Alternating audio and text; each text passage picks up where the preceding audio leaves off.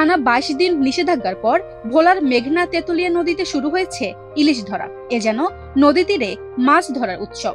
ঘাটগুলো জীবন্ত হয়ে উঠেছে বেচাকেনা ও আড়তদারদের হাঁক ডাকে। প্রথম দিনে জেলেদের জালে কাঙ্ক্ষিত পরিমাণ ইলিশ ধরা না পড়ায় অনেকের মুখে দেখা গেছে হতাশা। তবে যারা পেয়েছেন তাদের মুখে ছিল হাসি। আলহামদুলিল্লাহ, সকাল 8টার দিকে আমি নদীতে গেছিলাম। এখন আমি কত ঘন্টা দিয়ে নদীতে ছিলাম। আলহামদুলিল্লাহ আমি 1100 টাকার মাছ পেয়েছি, 1150 টাকা। আলহামদুলিল্লাহ, সামনের দিকে আশা করি আল্লাহ তার বেশি পাবো। আমরা খুশি। 4টে আইছি, তো 4টে আইছি, এখন কটা বাজে? এখন গাড়ো চাপ না। আলহামদুলিল্লাহ যা পাইছি আলহামদুলিল্লাহ ভালোই পাইছি। প্রথম দিন হিসেবে ভালোই পাইছি।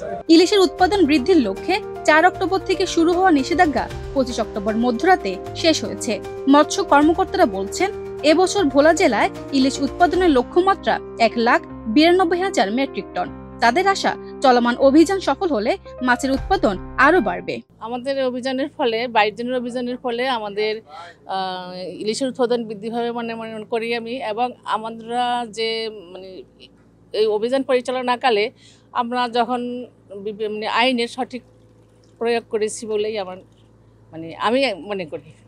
টানা 22 দিন পর যেন উৎসব বিরাজ করছে ভোলার নদী তীরবর্তী মাছঘাট ও মাছ বিপণন কেন্দ্রগুলোতে। জেলেদের ব্যস্ততা বেড়েছে কর্মযোগ্য।